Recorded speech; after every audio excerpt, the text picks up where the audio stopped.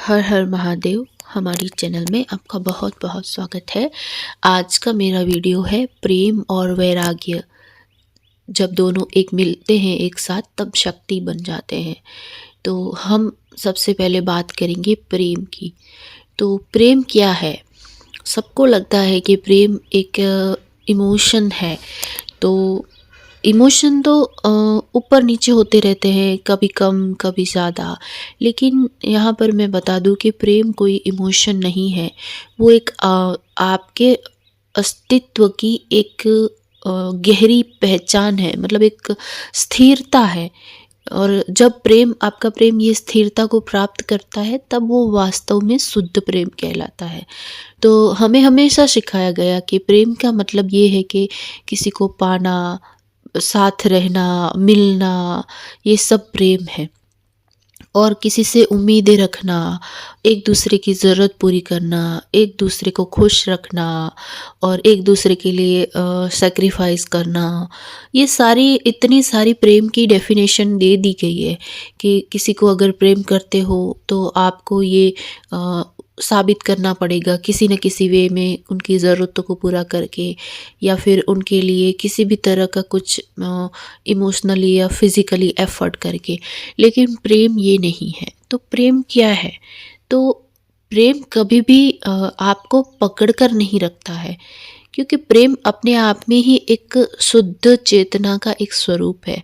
तो कई बार आपने सुना होगा कि लोग अपने आसपास के लोगों से उम्मीद लगाकर उनसे प्रेम की भावना व्यक्त करते हैं और फिर कहते हैं कि हमने तो बहुत सारा प्रेम किया, हम तो इनसे बहुत प्रेम करते हैं, लेकिन बदले में हमें कुछ नहीं मिला या फिर हमारे साथ ये हुआ। तो ये प्रेम नहीं है, ये आपका मोह है। आपने देखा होगा हमेशा हमारे जो राधा कृष्ण है उनका प्रेम शुद्ध प्रेम क्यों माना जाता है? क्योंकि उनका प्रेम मोह से ऊपर उठकर जब वास्तविक शुद्ध प्रेम में परिवर्तित हुआ, तब उनका प्रेम वास्तव में शुद्ध कहलाया गया। क्योंकि उनके प्रेम में क्या था? पकड़ नहीं थी। उनका प्रेम उन्हें एक दूसरे को बांधता नहीं था, स्वतंत्रता प्रदान करता था। और उनका प्रेम कभी एक दूसरे पर अधिकार नहीं करता था। ना ही उनके प्रेम में ऐसा था कि एक दूसरे की किसी भी तरह की कोई ज़रूरतें पूरी करनी है। ना ही उन्होंने अपने मतलब प्रेम में एक दूसरे के लिए कोई सैक्रिफाइस किए।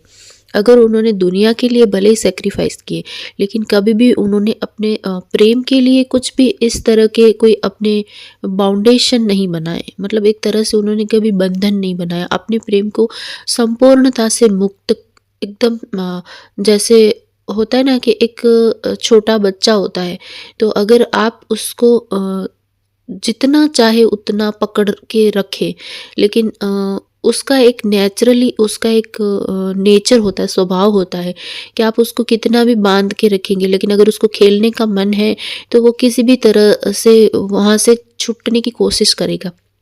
तो प्रेम भी वैसा ही है। आप इसको जितना बांध के रखने की कोशिश करेंगे या जितना इसको कंट्रोल करने की कोशिश करेंगे, ये उतना ही स्वतंत्र होने की कोशिश करेगा। तो प्रेम बांधना नहीं है, स्वतंत्रता है। तो ये तो हो गई हमारे प्रेम की बात। क्योंकि प्रेम में कभी भी ऐसा नहीं होता उम्मीदें कि हमें ये चाहिए या वो चाहिए, या फिर प्रेम कभी ये नहीं कहता कि कोई मेरा है या नहीं है। ना कभी ये सवाल करता है, ना उनसे कोई सबूत मांगता है या फिर कोई ऐसा उनसे प्रूफ मांगता है कि आप मेरे हो या नहीं हो, वो तो मुझे प्रूफ दो। मतलब आजकल के जो प्रेम है, आपने देखा होगा कि कई बार हम भी अपने आसपास देखते हैं कि लोग ये कहते हैं कि हम इनसे प्रेम करते हैं, वो हमारा पार्टनर है। या यहाँ पर प्रेम सिर्फ किसी मतलब पर्टिकुलर पार्टनर पे भी नहीं है। आप किसी भी रिश्ते में देख लो, सब ये कहते हैं कि हम एक दूसरे से मतलब प्रेम करते हैं। तो वास्तव में प्रेम करने का मतलब ये नहीं है कि उस व्यक्ति पर आपका अधिकार हो गया। तो लोग ये कहते हैं कि हम इन पे क्यों उम्मीद ना रखें या फिर इन पे क्यों नज़र ना रखें, हम इनसे प्रेम करते हैं।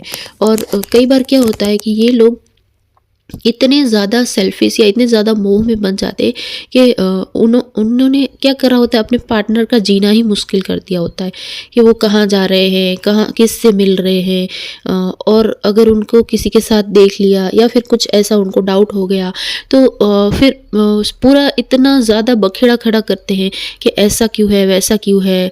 तो ये प्रेम नहीं है। मैं यहाँ ये नहीं कह रही कि यहाँ पर अगर आपके साथ चीटिंग हो रही है तो आपको अलाउ करना है, नहीं। मतलब प्रेम अगर आपको समझ में आ चुका कि सामने वाला व्यक्ति आपके साथ जुड़ना नहीं चाहता है, उसके रास्ते अलग है, वो किसी और रास्ते पर जाना चाह रहा है, तो आपको वहाँ पर प्रेम का नाम देकर उसको बांधना नहीं है, उसको मुक्त कर देना है। क्योंकि प्रेम कभी भी बांधता नहीं है। और आपको इतना समझना होगा कि वास्तव में अगर उस व्यक्ति को आपसे प्रेम है तो आपको वो सारी चीज़ें करने की ज़रूरत नहीं है, मतलब कोई बांधने की ज़रूरत नहीं है कि पूरे दिन उस पे नज़र रखना या फिर शक करना या फिर बार बार उनसे क्लैरिफिकेशन देना। क्योंकि प्रेम कभी ये नहीं कहता कि आप मेरे हो या नहीं हो। प्रेम का मतलब ये होता है कि बस आप जो हो वो हो, मतलब आपका होना ही अपने आप में एक प्रेम है। तो जो ये प्रेम का स्टेज है ये कभी भी इस तरह से नहीं आप अचीव कर पाओगे। क्योंकि अगर आप इस तरह के स्टेज में हो तो आपको भी बहुत खुद पर वर्क करना है। अगर आपके साथ कोई इस तरह से जुड़ा है और आप ये सारी चीज़ें कर रहे हैं तो यहाँ पर प्रेम नहीं है, ये मोह है। सबसे पहले तो आपको इस मोह को ख़त्म करना है, यानी इस मोह से छूटना है। जब आप इस मोह से छूटेंगे और अपने ऊपर काम करेंगे और वास्तविक ता की तरफ जाकर जब आपके अंदर वैराग्य उत्पन्न होगा और जब आपके अंदर वो शुद्ध प्रेम की चेतना जागृत होगी, तब आप खुद डिसाइड कर पाएंगे कि जिस व्यक्ति के साथ आप ये सब कर रहे हैं वो वास्तव में आपका प्रेम है या मोह है। तो ये जो कन्फ्यूज़न होती है ना, यहीं से क्रिएट होती है। कई बार लोग अपने मोह को अपना प्रेम समझ लेते हैं, लेकिन वहाँ पर आपको अपने ऊपर काम करने की ज़रूरत है, ना कि उस सामने वाले व्यक्ति को सुधारने की। क्योंकि जैसे जैसे आप उम्मीदें छोड़ेंगे, अपने प्रेम को एक शुद्ध चेतना की तरफ लेके जाएंगे।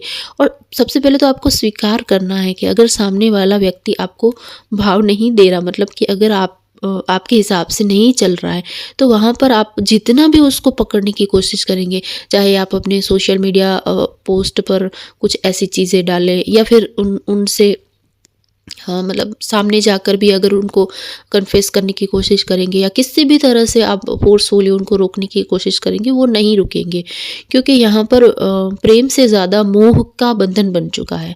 तो जब आप ये मोह को छोड़ देंगे, इसको ख़त्म कर देंगे और स्वीकार भाव में आ जाएंगे कि नहीं, जो व्यक्ति मेरे साथ नहीं रहना चाह रहा, जो मेरा नहीं है, तो ये अभी अगर आपको उनसे प्रेम है तो बिल्कुल ही आपको उनको पकड़ना नहीं है, आपको उनको पूरे स्वीकार भाव के साथ लेट गो करना है, यानी कि मुक्त करना है।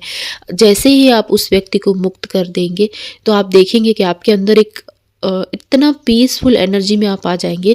और जैसे जैसे आप खुद पर काम करेंगे और आप प्रेम से आप जब वैराग्य की तरफ आएंगे और जब आपका वैराग्य पूरी तरह से मोह से मुक्त हो जाएगा, मतलब आप एक जो पूर्ण वैराग्य की स्थिति में आएंगे ना, तब आपको समझ में आएगा कि जिस व्यक्ति के पीछे आप इतना पागल हो रखे थे, वास्तव में वो व्यक्ति आपके लिए क्या है और उस व्यक्ति के साथ आपका क्या संबंध है। तो आपका जो कन्फ्यूज़न रहता है ना बार बार कि कोई व्यक्ति आपका ट्विन है, कार्मिक है, सोलमेट है, मतलब क्या है उसके साथ रिलेशन, तो वो भी धीरे धीरे सही हो जाएगा।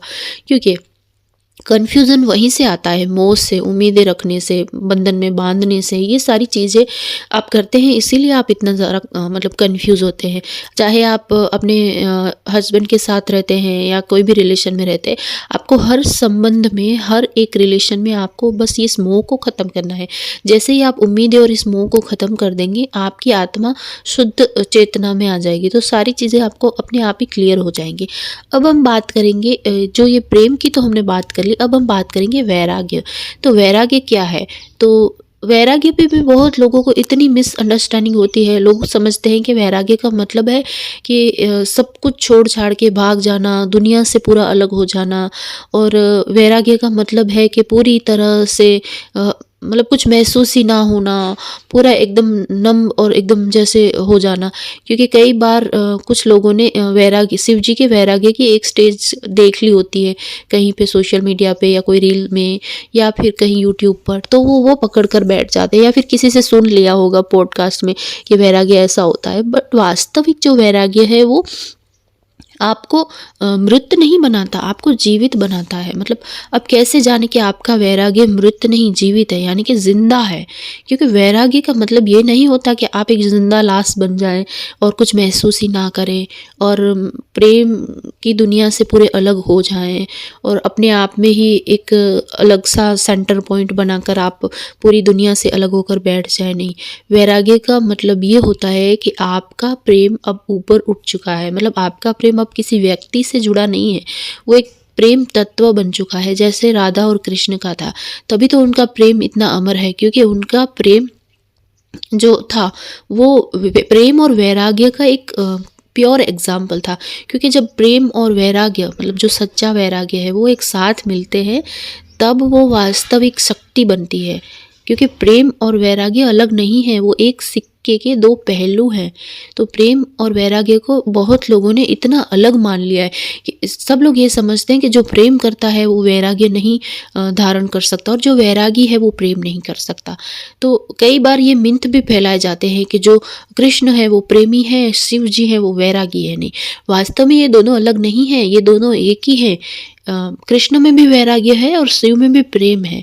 क्योंकि शिव जी ने भी वैराग्य के बाद जो प्रेम की अवस्था है वो जी है, तो सेम वैसे ही कृष्ण ने भी प्रेम के बाद वैराग्य को जिया है। लेकिन वो वैराग्य वो नहीं है जो आप लोग समझ रहे। वो वैराग्य है कि जिसमें व्यक्ति किसी से भी मोह नहीं रखता, किसी से उम्मीदें नहीं रखता, ना ही किसी को ब्लेम करता है, ना ही किसी से बहुत ज़्यादा अटैच होता है।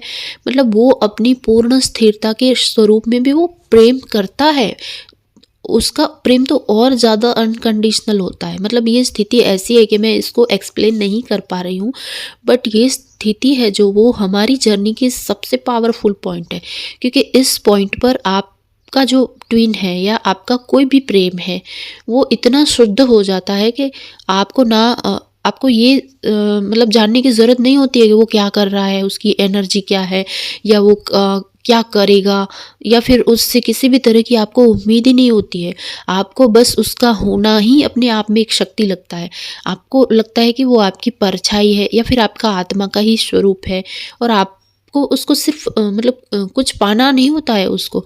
आपको सिर्फ और सिर्फ उसको अनकंडीशनल लव सेंड करने का ही भाव उत्पन्न होता है। तो वास्तव में वो क्या है, बिना अटैचमेंट, बिना किसी उम्मीद के और बिना किसी ब्लेमिंग के, या फिर बिना किसी ऐसे मतलब पूरे अंदर से आपको ये भाव होना कि ये व्यक्ति क्या है, कहाँ है, किसके साथ ही, कोई फ़र्क नहीं पड़ता।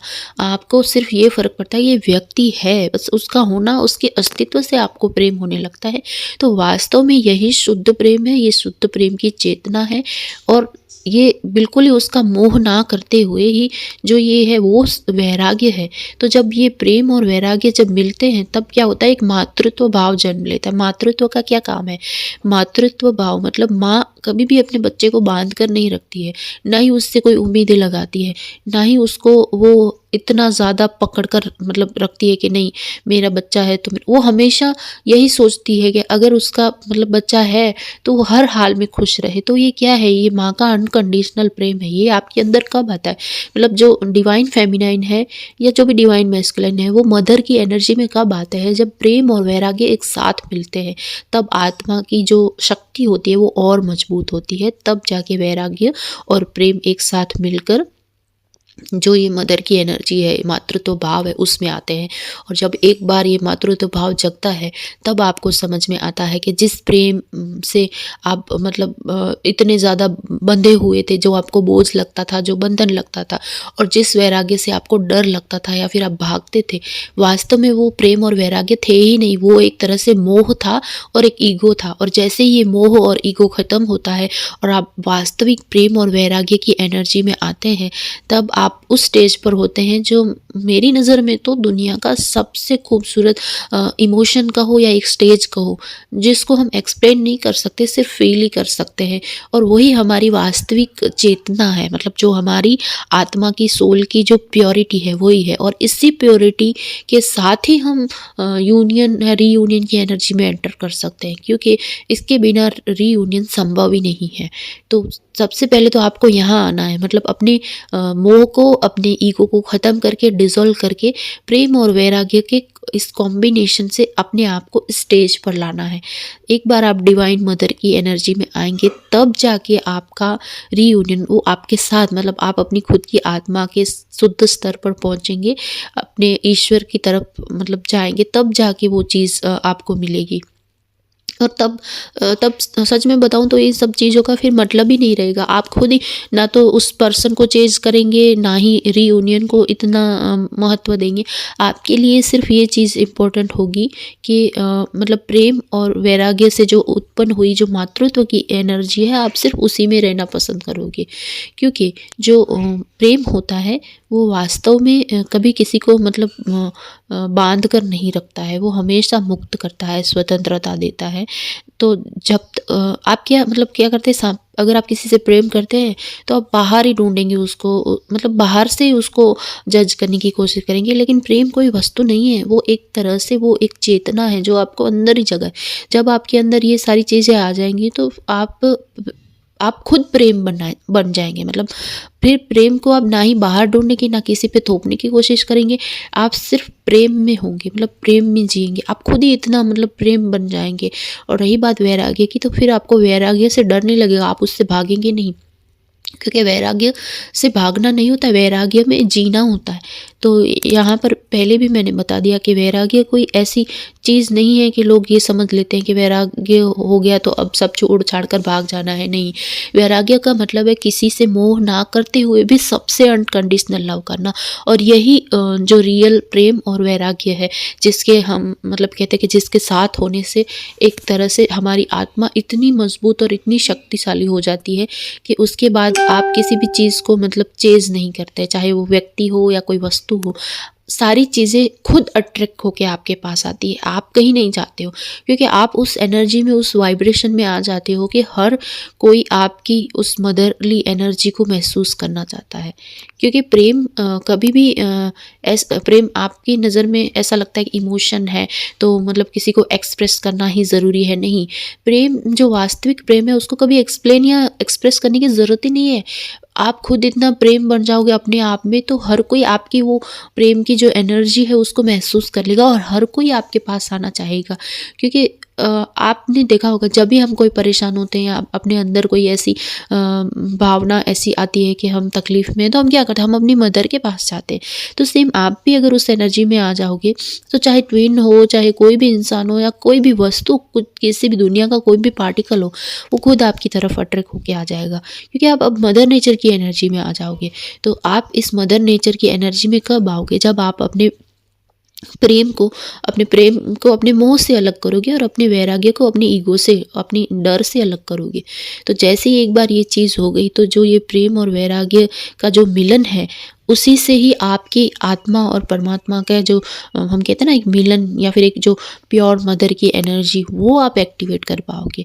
तो यहाँ पर मैंने बहुत कोशिश करी है कि प्रेम और वैराग्य क्या है उसको समझाने की।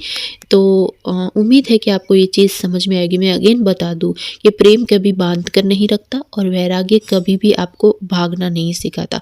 मतलब प्रेम में रहकर भी आप वैराग्य को महसूस कर सकते हैं और वैराग्य में रहकर भी आप प्रेम में रह सकते हैं। तो ये दोनों चीज़ें अलग नहीं हैं, ये दोनों एक ही है।